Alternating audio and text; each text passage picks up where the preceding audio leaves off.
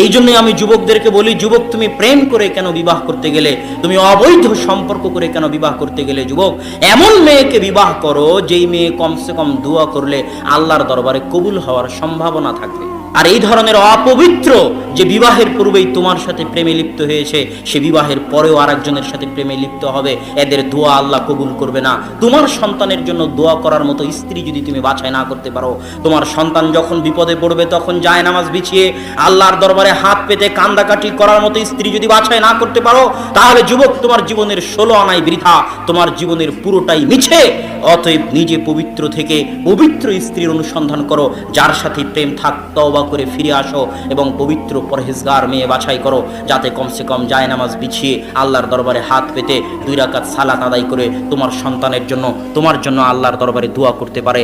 এমন মা, এমন স্ত্রী যদি পরিবারে না থাকে, তাহলে সেই পরিবার মাঠে মারা গেছে।